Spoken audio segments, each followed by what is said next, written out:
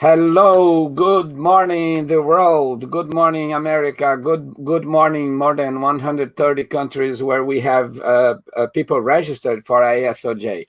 I can't believe it is already the last day of the coolest journalism conference in the galaxy and vicinity, like I used to say. But yet, here we are, the last day. We have so enjoyed the company of our ISOJers from around the United States and around the world and the great presenters. This has already been an ISOJ not like any other. We celebrate the interest of all those 7,300 people who registered for this conference. Thank you, Google News Initiative and Knight Foundation for sponsoring this amazing conference. And a big shout out also to Univision Noticias for sponsoring the Spanish simultaneous interpretation of ISOJ for the 8th year in a row. If you want to listen in Spanish, you have to use the little globe and the Zoom on the bottom of the Zoom screen, and of course we have two feeds for YouTube, one in Spanish and the other in English, the original English. So please continue following along with the conversation with the hashtag ISOJ 2021 on Twitter, and listen along to our Spotify playlist full of Austin originals. We cannot bring you to Austin, but at least we give you a little flavor of Austin with some recipes of Tex-Mex food and with this cool playlist. So now let's get into our fantastic keynote session with Marty Baron, the retired executive editor of the Washington Post and one of the most celebrated, if it's not the most celebrated, newspaper editor in the United States in the last decade or so. I'm going to invite my colleague and the esteemed director of the School of Journalism and Media at the University of Texas at Austin, Kathleen McElroy, to be the chair of this session. And you hold your questions until the end, because we're going to be accepting those questions in the chat, and Kathleen will pass on to Marty. So let's go to the keynote session. Thank you.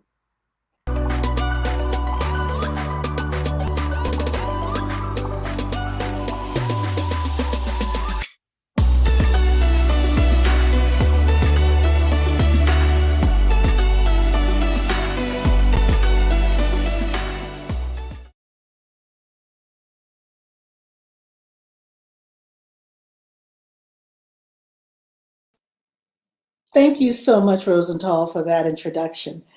And I am happy to welcome one of the coolest, calmest editors I've ever worked for, Marty Baron. And that cool demeanor that you've seen from him and fictionalized is absolutely true. So he is a cool cat. So you stole my word, Rosenthal. So in this introduction, Rosenthal talked about, 130 countries. People from 130 countries are registered to attend this International Symposium of Online Journalism. When you began your career in 1976, if I do the math, that's about 45 years ago, what was international journalism? I mean, there certainly wasn't an online journalism at that point. No, there wasn't. But of course, a lot of newspapers actually had foreign correspondents. Probably more newspapers then had foreign correspondents than have them today. When I started my career at the Miami Herald, and the Herald had a number of correspondents, of course, in Latin America, and even had a correspondent in Jerusalem, and I think one in Europe as well at the time. I'm not entirely sure. The LA Times had an entire network of correspondents around the world. Baltimore Sun did, Chicago Tribune. So in a way, that was a period where there was actually more international journalism on the part of U.S. organizations than there is today. And I don't know about the state of foreign newspapers that had a presence here in the United States, but from the standpoint of an American journalism, there was a greater presence. There was a more extensive network of foreign correspondents than there is today.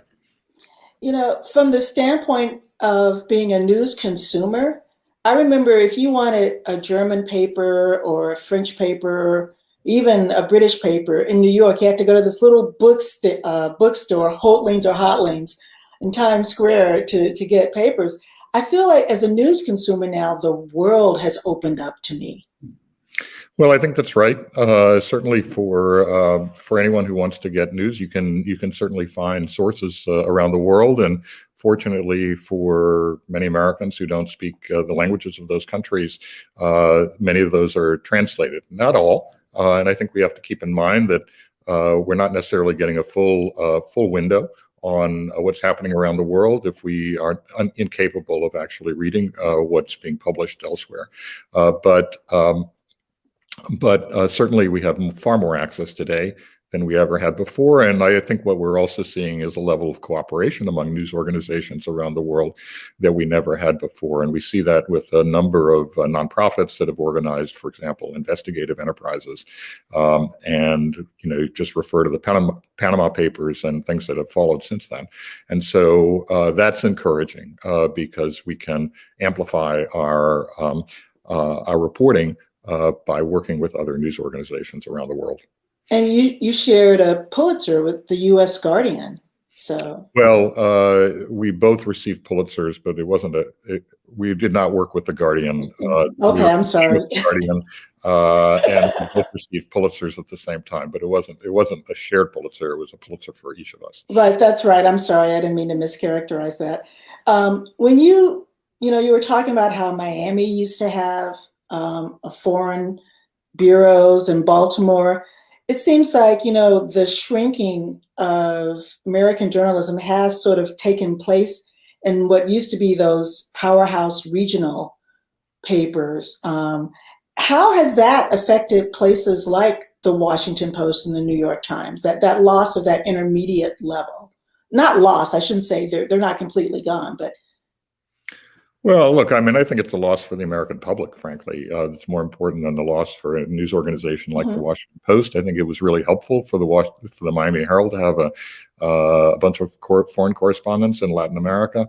It was helpful for people in Boston to have foreign correspondents at the Boston Globe, which they had about half dozen when I got there, but unfortunately we couldn't afford to sustain that any longer. But also from the standpoint of news organizations like the Washington Post and I think the New York Times, those regional publications tended to be the source for foreign correspondence of the sort of supplied foreign correspondence essentially to the bigger newspapers. So they were when the Post and the New York Times, the Wall Street Journal were looking for reporters who had experience overseas, they tended to look at a lot of those regional papers and their foreign correspondents. Now that's generally not available to us. And so we look to people internally who simply have an interest and a facility for foreign correspondence. We look to people who've been freelancers around the world. Sometimes we look to people who have worked for news organizations elsewhere in the world as well. Yeah, so, given that, let's say I have a 21-year-old student who wants to be the next Marty Baron. How would that student's career be decidedly different from yours? Oh, yeah, I think absolutely. There's a good chance that it will be. In my time, there was a basic track if you wanted to be in metropolitan reporting, sort of working for a large metropolitan newspaper. You started a small newspaper or started in a small bureau for a regional newspaper, and then you worked your way up. And that's how it worked. I started in the town of Stuart, Florida in 1976, working for the Miami Herald. The town had 12,000 people. The county had 50,000 people. We had two of us working at a bureau. We had to produce a page 6 days a week, take our own photographs. And, that's classically how people started their careers. Now, I think there are many more avenues that are open to people. And a lot of the avenues that existed for me are not available. So a place like the Miami Herald doesn't have those bureaus anymore. And it employs far fewer people. And that's true of regional papers and local papers all around the country. But we do have a sort of the development of a lot of online operations that didn't exist before. So Politico and Axios and nonprofit operations and things like that. And so, those present opportunities for Chalkbeat in the area of education, for example, a bunch of them like that. And so those present opportunities for people that didn't exist before, and allows people, let's say, if you're interested in covering politics in Washington, that you can actually get to Washington probably more quickly today, cover politics here than you would previously. So when you were in Stuart, Florida, all those many years ago, did you see yourself having the career you ended up with? No, I had no idea. I was just happy to be employed. Frankly, we was coming out of a recession in the United States in 1976. I felt lucky that I had a job, and I anticipated being a reporter for a long period of time. I didn't know exactly which direction I would be going in, but I didn't really have a longer term vision for where I might end up. I certainly aspired at one point to be, an editor of a paper. I'd been editor of my high school paper. I'd been editor of my college paper. And so, I had liked that role, but I had no idea whether that was in store for me or not. You're talking about editing. It seems like that's one area that even at the larger publications, the pure copy editor position seems less robust than it was back in the day. Well, that's true. A lot of newspapers have eliminated their copy desks or sharply scaled them back. We have not done that. We had not done that at the Washington Post. I very much believe in the copy desks and the role of the copy desk and the importance for having additional reads on stories, to look at those stories, not only for the use of the English language, but more importantly, looking at issues of logic, tone, fairness, things of all that sort, and sort of a higher level of editing. And it is the last line of defense for us. And I think there needs to be a last line of defense, and they save us from both error and embarrassment. And so I very much believe in it, and I would be very concerned if it did not exist. And I'm proud that at the Washington Post, while I was there, we were able to maintain a copy desk, and a good one, really good one. Oh, yes, it's a fabulous desk. I want to go back to talking about your career a little bit. You've worked at nearly all the top newspapers in the U.S. And in fact, the editor of your forthcoming book said you had an unparalleled career. I think he meant it in a positive way, though. Yeah, it can be interpreted in multiple ways. But you were at LA, Miami, New York Times, Boston, Washington Post. There are people who started off at those publications, who were at those publications when you were there, and they're still there. Yet you've moved on to all these other places. What has it meant to come to these newsrooms and almost be an outsider going into them, not having that insider cultural knowledge? Yeah, look, many of the people who've stayed at these other news organizations, that's great. They love where they live. They love the paper they work for. They've done well at those news organizations. I think that's entirely that's a good option for people who wish to do that.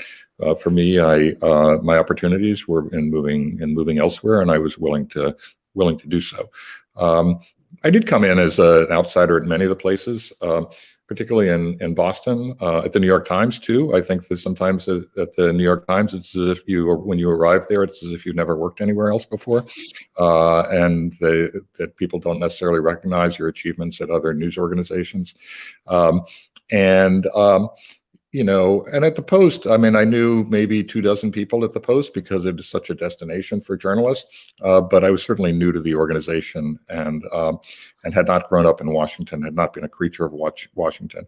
In Boston, I was more than anywhere else. I was an outsider. I, really didn't know anybody in town except one couple, the husband I had worked with previously at the LA Times years earlier, and I didn't know anybody in the newsroom. And that's a challenge for anybody who's coming in as an editor. You have to establish yourself with the staff.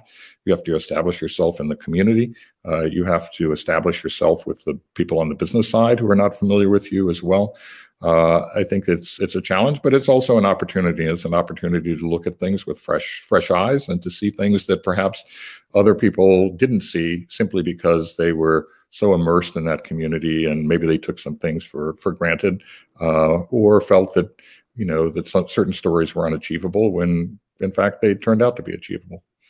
I'm thinking of the work you did in Boston there specifically. That's a great way to look at it, because you do worry about things, and I think that's an issue for smaller publications too sometimes. Like, can you fight the power of a town, a community? So, but talking about newsrooms and workplace culture, could you talk about the decision to make a managing editor position for diversity, equity, and inclusion, and which I'm proud to say is held by a UT graduate, Krista Thompson, the inaugural position. Talk about the process of why you decided it was time for that. Well, of course, we wouldn't have given it to anybody but a UT graduate. In any event, look, I mean, after the killing of George Floyd, there was a reckoning in this country over race. There was a reckoning in our own newsroom, and a reckoning for myself. And so there was a strong sentiment, totally understandable, that we had not done enough with regard to diversity and inclusion and equity in our own newsroom. That we needed to make far more rapid progress on diversifying the staff, but in particular diversifying the leadership of the newsroom. And also related to that, and importantly, that we needed to make sure that we were covering the stories that would reflect the concerns and aspirations of individuals who were in marginalized communities and communities that had been historically underserved by journalistic institutions, including our own. So there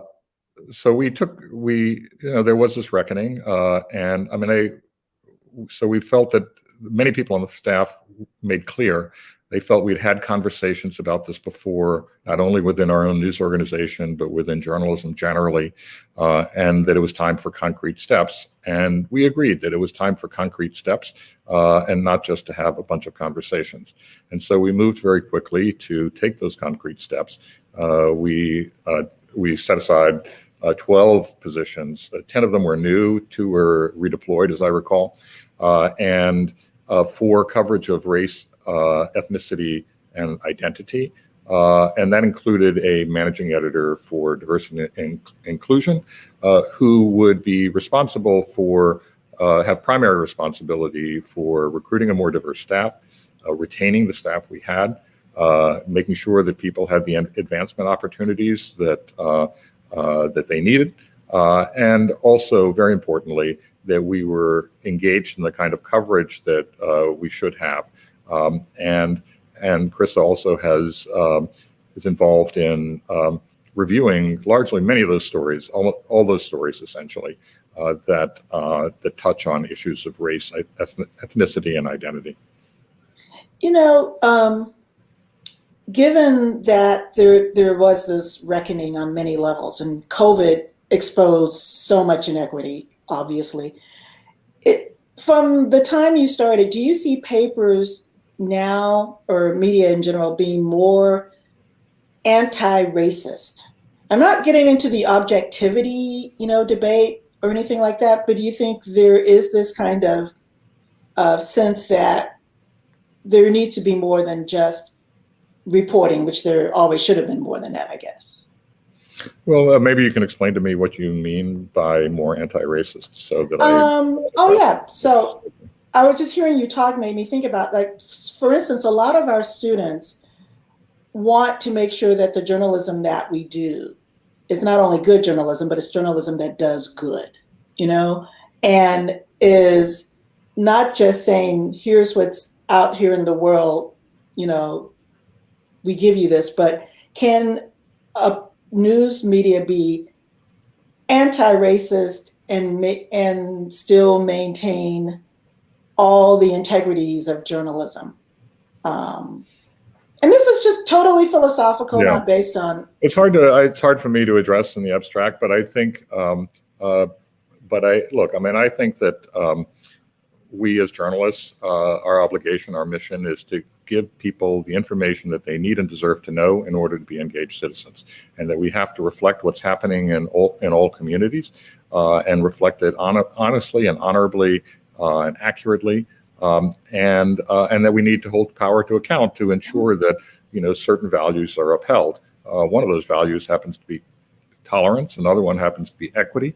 And I think that we need to go about our job with a level of empathy as well, meaning that we actually listen to people and hear what they're saying, and take that into account in our reporting, and take that very much into account in our reporting. And so I think if anybody who looks at the history of journalism will see that there have been any number of failures, but there also have been many great successes that we cannot forget, that journalism has done a lot of good, and has made a big difference in this country. I think it's not an exaggeration to say that journalism has sustained democracy in this country, and has shined a light on areas where society needed to pay greater attention, including the issues of equity. Which makes me think of the motto that you came up with. So on a completely lighter note, so you're executive editor, you're dealing with presidents, you're dealing with wars, you're dealing with all this stuff. How do you also work in the little things that people might take little daily pleasures from? I'm thinking of, like, I love reading Carolyn Hack's in the Washington Post. And I love the fact that the Post has comics, which are actually in color online. I love that. Are those things that you still had to be cognizant of and even proactive? Yeah, as a matter of fact, I think that's something that we've paid a lot of attention to at the Post, is how do we spread our wings? How do we become more a part of people's lives, and recognize that people's lives involve a lot more than politics and government? Clearly politics and government is at the center of what the Washington Post does, and it's incredibly important. It's an area of intense interest for a huge segment of the population, but people's lives are much broader than that, thankfully. And so we want to make sure that we're part of that. We had expanded, for example, our recipes, our food offerings with something called Voraciously, which has done quite well. We actually we hired for a position just before I left, for a position to archive Carolyn Hack's columns, because we want to look back. We've wanted to do that for a very long time. I think it is important that we started, a section of the Post on e-games and video gaming and all of that. And we need to recognize that people's lives are a lot broader than just coverage of whoever happens to be in the administration and happens to be in the White House. And that is a way, to build loyal reader engagement. I'm also a big fan of Spelling Bee in the New York Times, and I know all kinds of people addicted. Sure. Well, the New York Times has put a big emphasis on games of that sort of brain games, I guess, and they've also obviously invested heavily in their food app, and they've invested in their crossword puzzle, and those were good moves on their part. And that's something that we at the Post have given a lot of thought to, and we'll see how that evolves.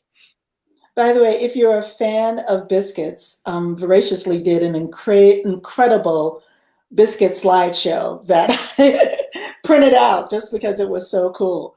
Right. Well, I cook, but I never bake. But That's funny. I don't bake either, but I do watch the Great British Baking Show or the Bake Off. And actually, now that until you decided to write this book, you have time, right? For the first time in 40 something years? Well, I had time. Now I don't anymore. Working on this book, but yeah, I at least have more freedom of movement, and I just sort of greater liberty in my personal life, and more time to do what I want when I want to. The book will consume a fair amount of time, of course, but I have greater flexibility. No, that's got to. I'm waiting for that moment myself. So we actually have some questions already from people who are watching. And one, and I don't know where this person is from, but asks, what are the characteristics that you think make for a good foreign correspondent? Well, I think obviously, I think many of the characteristics that make for a good journalist, and that is somebody who is just curious, who is intellectually curious, who can observe what's happening and understand the bigger implications of it. Somebody who obviously is willing to dive into subjects with which they're not necessarily immediately familiar, and be in a constant learning mode, and a good listener. And someone who is intrepid, obviously, who's going to be working really hard at it, and who will also recognize who their audience is. So, for our foreign correspondents, they're pretty much writing for a U.S. audience, certainly an English-speaking audience, and so it's important that our foreign correspondents write not just for the audience of the country that they're covering, but that they write for the audience that is going to be reading their work, and sort of provide the kind of context and interpretation that allows people who have not been following these stories to really understand what's going on, and what they mean, and what their the bigger meaning is, and also to just humanize these things. I mean, I think most journalists most individuals can identify with other human beings, and so to the extent that you can tell these stories through human beings, that's always the lives of ordinary human beings. That's really helpful. Even when I started in the 80s or 90s, I can't remember, probably the 80s, the foreign correspondents were in Belgium, and in France, and in England. And there's still some of that now, but can you talk about the shift of really trying to put correspondence in the spots that are relevant to today? Well, it seems like everything's relevant these days. News of consequence to us in the United States, and consequence to the wider world, can happen anywhere at any time.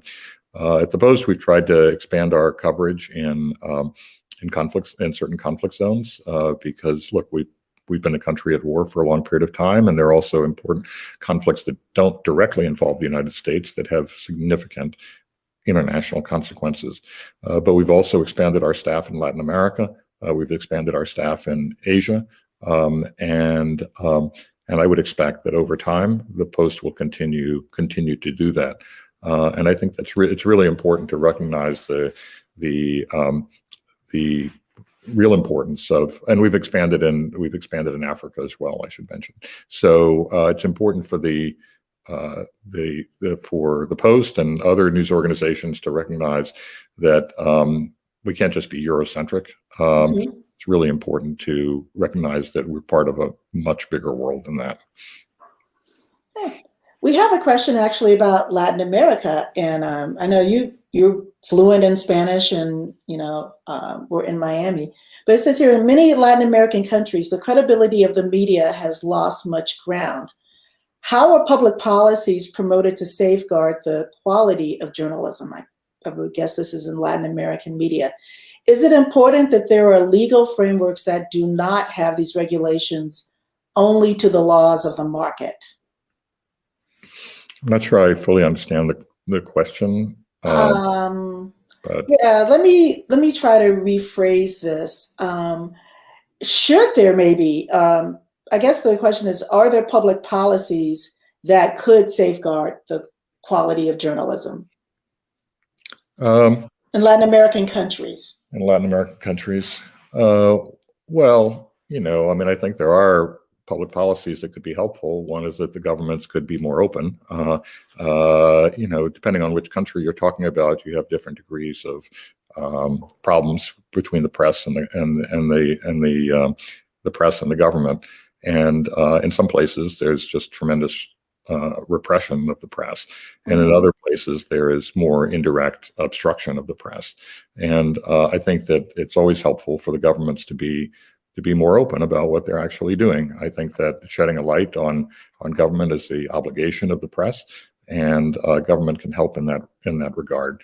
What the government can do with regard to disinformation and misinformation, I think we have to be really careful that we not have the government be deciding what's true and false, because under certain governments, they'll simply decide what's true is what serves their interests, and what's false is what that is in conflict with their own individual political interests. And so I think we have to be super careful about that. No, I would agree. Here's another question about American coverage of international news. And it says here that it seems that American news media coverage on international news is always under the spell of two taken for granted ideologies: American exceptionalism and anti-communism. Mr. Baron, very formal, do you agree, and do you think it can change? But I guess the first question is, do you even agree that those have been the two ideologies of international coverage? Anti-communism and American exceptionalism. Maybe they were at one time. I don't think that's been the case for quite some time. I don't think that this notion of American exceptionalism is generally accepted among much of the press. I mean, any of the press that's actually been around the world and has traveled around the world knows that we're not as exceptional as perhaps we've imagined, and certainly even less so given what has transpired over the last 4 years. So with regard to communism, there really isn't much. I mean, I think if you go back to the Cold War, that was probably the case, but I don't think that there's like this worry about communism around the world in the same way that there was at one time in the United States. And I don't think that the American press is it's like motivated by that at all. Yeah, and the relationships with China and Russia tend to be in flux. I don't think that has to do with communism. I think that. Not at all with communism. That has to do with authoritarianism. So exactly. No, that's what I meant. So thank you for clarifying that. So here's a question. Says critics, and not just on the right, have said that mainstream news organizations like the Post have, despite all efforts, lost their objectivity while covering the paradigm-breaking Trump administration. So that's a statement. You can disagree with that. The main question is, what did you learn from the past 4 years? Look, I mean, I think we did fulfill our mission in terms of telling the public what was actually happening in their government. That's our obligation, is to tell the public what is happening. I mean, much of what the public knows about the Trump administration was because of the work of the Washington Post, the New York Times, a number of other news organizations, good investigative work that held the administration to account. It wasn't that he was breaking a paradigm.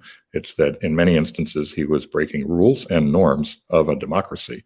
It's not the paradigm that was the problem. And it was our obligation to show that if that was occurring, and in fact it was.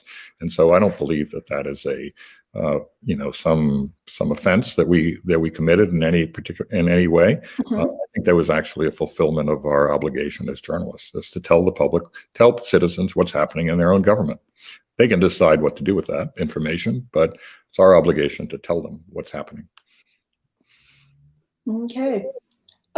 Here's a question that I'm going to ask you, but I don't know if you're going to answer it, but I will ask anyway.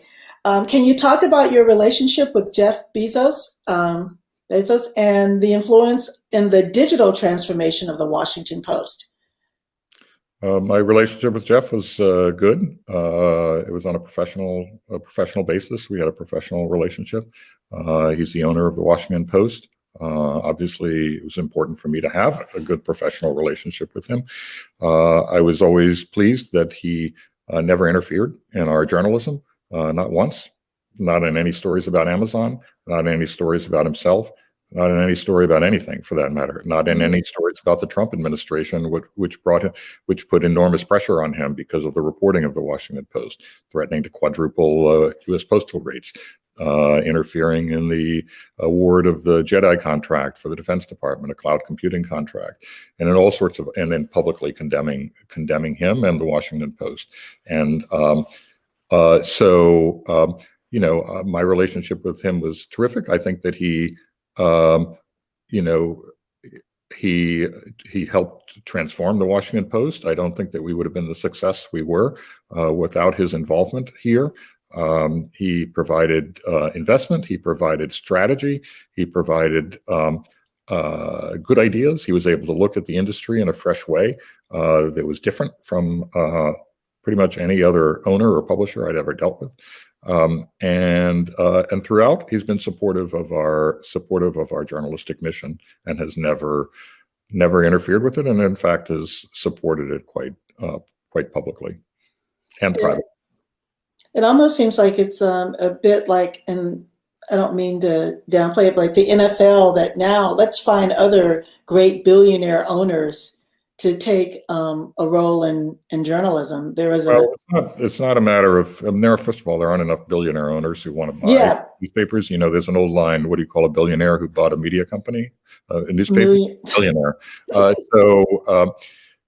It's, first of all, there aren't enough of them. But those that exist are not necessarily, the billionaires are not necessarily interested in owning media outlets, and not all of them would be good owners just because you're a billionaire.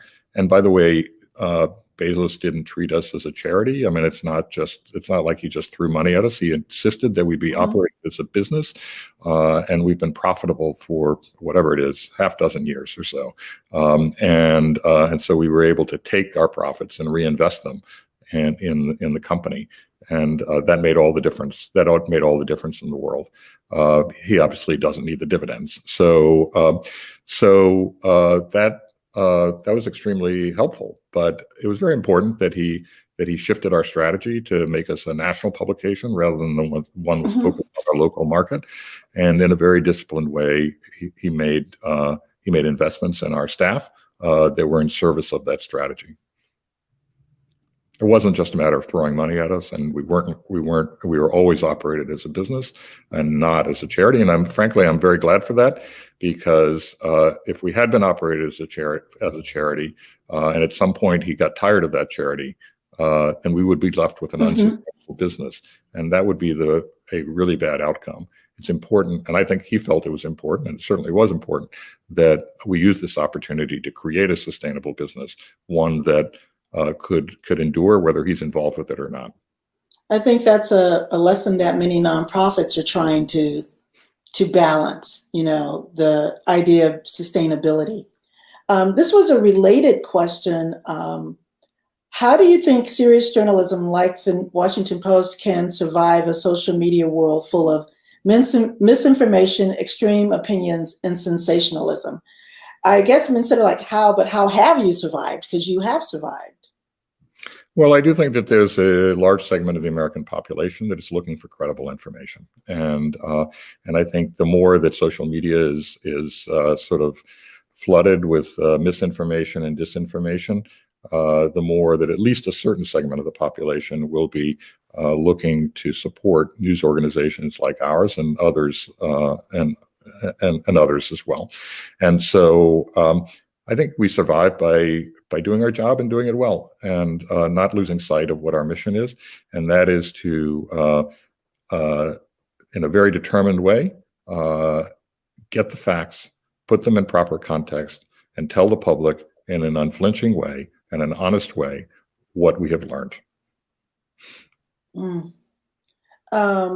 Here's someone who has a question about editorial boards, how they seem to be much bolder and more aggressive in the past, and they're less so. So I guess it's a question of, do you think editorial departments at major newspapers are still effective at highlighting issues in the country? And again, I see this interesting difference between what the Post and the New York Times, can do, and what regional papers can do with their editorial boards. Yeah, I mean, I think a lot of, I don't think that's the case on the editorial page of the New York Times and the Washington Post. Yes. They're forthright in their opinions and have had very strong opinions, particularly about, a variety of issues. But a lot of local newspapers seem to have scaled back their editorial boards and their editorials. They're concerned about offending people, and they've tried to, in some instances, they've actually eliminated editorials so as to send the signal that they don't have any opinions, and so that they don't come under attack from their readership. I understand the motivation. I don't agree with the result. I do think it's important for local news organizations as well as national ones to provide thought leadership that's important in this country, and not to withdraw out of timidity and fear. The next question is from someone who loves the great work done at the Spanish language podcast El Post, and says Washington Post also has opinion in Spanish. Can you tell about other plans the Washington Post might have for Spanish language journalism? Well, we did launch those two things. I launched the podcast, and the opinion staff launched the opinions in Spanish. And we've expanded the podcast from twice a week to 4 days a week. And it's doing well, it's growing. And the same, I believe, is true of the opinions in Spanish. I think we need to give, the Post is likely to give those two initiatives time to play out before it makes additional investments. I do think there is likely to be increasing translations of stories, and that the Post will be doing that more frequently, and I think it already is. But I'm not aware of any particular initiative as of today that would go beyond what the Post is currently doing. I mean, it's possible that over time the podcast will be 5 days a week, but we very quickly expanded from 2 to 4 days a week, and I think those are two important initiatives, and we'll have to see where it goes from there. Did you have a particular hand in that because of your interest in Spanish language journalism? I did. In the podcast, I did. And I was a little bit involved on the opinion side, but not very much. Those were two sort of parallel efforts. But I did feel that we did talk to a number of people, many of whom I already knew, and to get their advice on how we might get into the Spanish language market and what would be the best way to do it. And we concluded that a podcast would be a very good way. Podcasts are still in their nascent stage in Latin America. But it was important.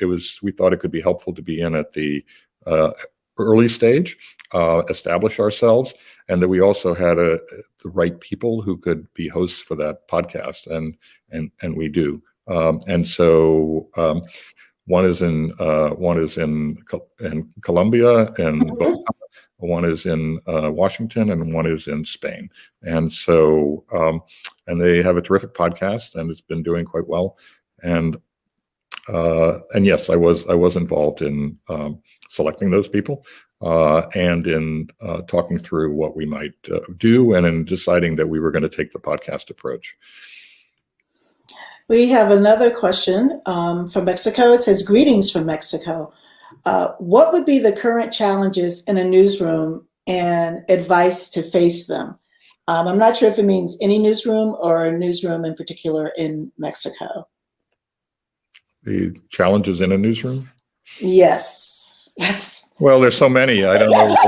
In the current environment, there's just so many. Obviously, we're operating under greater speed. I think it's really important that we make sure that we're accurate and fair as we work at greater speed. There are all sorts of new metrics that are being applied to newsrooms that that we never experienced before. There are, issues of social media use that clearly there needs to be, standards or practices that everybody can agree upon, and that in itself is a challenge. There are, I think there are a whole, there the challenge which we talked about earlier of making sure that we cover all people in our communities, in our country, make sure that everybody's fairly and accurately and honestly represented in our coverage. So there are just so many areas to think about. I'm not sure I know how to, I can address each and every one. That's a whole nother book. Yeah, well, yeah. Some more questions. And this is from Tom Rosenstiel, whom I'm sure you know him. I do. If you had to pick one thing you did at the Post that made the most difference, or one message you sent to the staff, what would that be? And he admits, maybe not a fair question, but try to pick one. Sure. Yes. Well, I know Tom. We worked together at the LA Times way back when. And yeah, I think I pushed for more accountability journalism, more enterprise, particularly more investigative enterprise. We significantly expanded our investigative staff. We doubled the size of it. We continued, more than doubled the size of it. We've continued to add to it. We created a so-called rapid response investigative team, which had, I think, a significant impact. For example, did the work on a variety of work that was really important, including work on Project Veritas and related to the Roy Moore case and what have you, and has been involved in a lot of signature work, but also the longer term investigative team, and then we've planted investigative reporters throughout the newsroom in each department. There's a whole set of them now in the sports department. I believe we have now 2 investigative reporters working in the sports department and an editor who is focused on enterprise. So that's something that I felt the Post needed to do. I think that's very much a part of its heritage, going back to Watergate. I think that is the identity of the Washington Post in the minds of the public, even among people who had never read it before. And so I think we brought that, we made sure to sort of reinforce that spirit within the Post newsroom. And you certainly succeeded. So here is a question. These are all questions, I'm sorry. What's your idea on how to incorporate a sense of on the field into international journalism while a lot of foreign correspondents' posts are being cut off? Japanese media outlets are facing the same situation except for Washington and Beijing. So I guess it's a question of how can you cover international when there are fewer people out in these countries? How well can you cover them? Oh, well, particularly in China. Yeah, I mean, the Post has been, was pushed out of China and, as a retaliation, purported retaliation for what the U.S. government under Trump did with individuals who had the title of being journalists here in the United States, but the U.S. government alleged were not actually journalists. It's hard. I mean, I think it's really hard to cover a country without being there. It's hard enough while being there, given that it's an entire country and you're only 1 or 2 individuals in that country, maybe with a research staff as well. I mean, I think our reporters have sources there. They certainly can read local media to the extent that that's helpful. Some of them still have researchers in those countries that can do some of the legwork, but it's exceptionally difficult. It's far from the ideal, that's for sure. There's another question about the low pay for journalists. What's your take on one of the major failures of the job market for journalism, which low is, pay. You mean low pay? Low pay. Well, it kind of depends where you are. I would say at the Post, don't suffer from low. It isn't low pay. It isn't low paid work at the New York Times or at the Washington Post or at many other places. In fact, it depends where you're working. If you're a reporter at CNN or you're on air at CNN or on NBC, you're a journalist and you can be pretty highly compensated. And I know of many highly compensated journalists. So, but if you're at a local newspaper, then the pay is likely to be pretty low. I don't know what one can do about that. I mean, the reality is that these organizations, revenues have declined over the years, and many of them are paying what they can afford. And then there are the outfits like some of the hedge funds that have bought news organizations that are just trying to squeeze the life out of them. Mm-hmm. I don't know that anybody can really do anything about it, frankly. I mean, obviously you have unions at many of these organizations, but there's bound to be a limit, because the limit is going to be imposed by the revenue that's available to pay people, and that's going to be the limit. As well as providing a profit margin, some sort of profit margin for, that allows you to invest in things that you need to invest in that are separate and apart from wages, and like including technology that you need to invest in, and for most ownership, they'll want a return on their investment as well. What can be done about it? Honestly, I don't know. What do you think of the rise of fellowships and almost apprenticeships in journalism?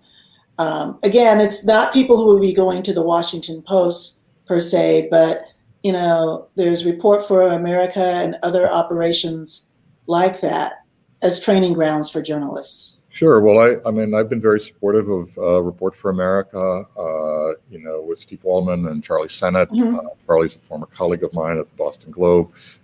Steve I've known for quite a while as well. I think that's great. They're growing, and I've been supportive of that. I happen to be on the board of the Knight Foundation, and the Knight Foundation has been very supportive of that organization as well as other fellowships. I think it's really a great way to go. I think that it allows people to get training that they need. It gives local news organizations some of the very talented staff that they need as well. It seems to be working. It seems to be working quite well, and I would hope to see that. I would hope to see that expanded. So I'm encouraged by that. Here's a question on how digital media impacts news coverage, especially international coverage. Is there? I'm not quite sure if the person means digital media companies or just the fact that we're in a 24/7 environment internationally. I'm sorry, but what is the question? How do you see digital media impacting news coverage, especially international coverage? I think it's just, I'm not sure that it has any particular impact on international coverage that's different from the way that it has an impact on coverage generally. Clearly, it's going to have to be 24 hours a day. There'll be immediacy. There'll be some level of aggregation, looking at what local news outlets are providing and aggregating that, and if they're reliable sources, and communicating that information to the public as quickly as possible. I'm not sure I have any great insight into any other differences. Well, here's some questions about business models. One is from a data analyst in Mexico City, Emiliano Fernandez. Says, Marty, you said in an interview with the New Yorker, quote, "We didn't give it away for free," meaning information, "and people didn't expect us to give it away for free." How have you and the analytical team approached making the content for subscribers? And what was your main goal with the paywall model? Our view has been that it costs us money to do the kind of high caliber journalism, and that therefore people should pay for it. That it was fundamentally a mistake not to charge for it in the beginning. And as Jeff Bezos has said, it was all a big misunderstanding. And we need to explain that to people. Clearly, the advertising market simply doesn't pay the bills, and ever less so, because ad rates tend to go down, and because the volume of advertising is drying up, because so much of it is going to the tech platforms, so we need to earn revenue somewhere in order to pay people, and where we need to earn it is from subscribers, and we need to get people to recognize that news and information can no longer be free. That you have to pay for that in the same way that you pay for a bottle of water, or you pay for a cup of coffee, or anything else for that matter. There's no Netflix. Whatever. I mean, there's no reason that we should be free and everything else everybody should pay for. And so we force people to pay for it. And we tell them that they can only read a certain number of stories for free. We have tightened our paywall considerably over the years, and that's had a big impact. Is that the trade-off? The trade is that we provide information and news that people consider to be of high value, and that they're willing to, they find of high value, and that they're willing to pay for, and they're willing to support the kind of work we do. And they think that the work that we do is important. And so they're willing to pay for us, and want to pay for us, and want to support what we do. And so, the reality is that there's no other option, because if you want to pay for a reporting staff, it's a staff of copy editors, a staff of editors of any type, photographers, videographers, graphics artists, animators, whatever, then you need income coming in, and so we need to depend on the subscriber to pay for it. And the reality is that even in the days when we charged for the print newspaper, when we had the people were paying for the print newspaper, which they still do, the price never fully reflected the cost of the newsroom. It was a tiny fraction of it because we depended so heavily on advertising. And so, but now customers are going to have to pay the freight. Two more business-related questions. One from Cindy Royal, the fabulous pioneering professor at Texas State. Says, what should journalism schools be doing to support careers in news products? Because she says, the Post had launched positions in product management. And a almost related question is it important that journalistic managers deal with business models today? Do you see risk? So one is about, journalism schools teaching news products. And another one is that should managers in the newsroom be thinking about business models? Right. Well, we do have product managers at the Post of a certain type, and they tend to be on the business side, but we work very closely with them. And so it hasn't been my responsibility to train product managers or cultivate a core of product managers. On the other hand, there are some people in the newsroom who decide to move in that direction, and they like that kind of work, and we always encouraged it if they wanted to move in that direction. She's actually asking about news products, I guess, news product development. Is that still on the business side? Well, it's a collaborative process that involves, we have certain people in the newsroom who would take charge of that. They would be our representatives. Then there would be people from technology. There would be people from marketing. There would be people from a variety of different departments, advertising as well, if it needed to be advertising supported, which often does. And typically there would be somebody designated as the manager of that product to bring everybody together and make sure that we are sticking to the timetable that we need to stick to, and to make sure that everything gets done that needs to get done. That often would be somebody on the business side who would do that. So yeah. So as far as the editors being involved in the business side, particularly the top editor, it's inevitable that you will be. Somebody needs to be a bridge to the people on the business side. Somebody needs to talk to the advertising department. Somebody needs to talk to the marketing department. Somebody needs to deal with the publisher. Somebody needs to keep in mind that we, at least at a place like the Washington Post, we are a business, and that we are not going to have the resources we need to practice journalism unless we are successful as a business. And so somebody needs to be in a position where making sure that we do what's necessary for the success of our business, but that also we make sure that we protect the integrity of our journalism at the same time. And my view is that if we don't protect the integrity of our journalism, then we're not going to have a successful business either. So I think it's unavoidable, it's essential, and it's important that whoever is a top editor recognize that and accept it and do it well. Marty, thank you so much. This has been insightful. You've answered a lot of questions patiently, and I can't wait to read your book, which is titled Collision of Power, Trump, Bezos, and the Washington Post. So I guess you're now working on this bad boy. I'm working away. I'm working away. It'll be a while before it comes out, that's for sure. I need time. Well, in the meantime, thank you so much for your contributions to journalism. Well, thank you, Kathleen. Great seeing you. And thank you, everyone, for watching this keynote and sharing your questions and your comments with us. Thank you so much. This was a great conversation. Kathleen is right. Lots of insights, and I learned a lot, as I do every time I talk to Marty. And I have had this privilege for about 20 years. So it is great to see you. And I'm looking forward to reading your book. Okay, thank you. So, guys, we have to continue now with ISOJ, the last day of ISOJ. So if you want to continue this conversation, go to the Wonder Room. That is, the link will be in the chat here.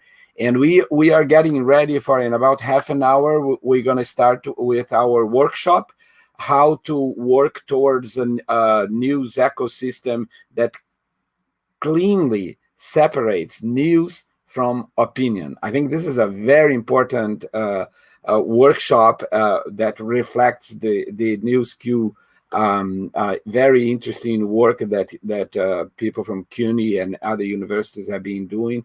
So I look forward to have this workshop in half an hour. So before that, you can go to the Wonder Room and continue the conversation. Thank you very much. See you soon. Bye.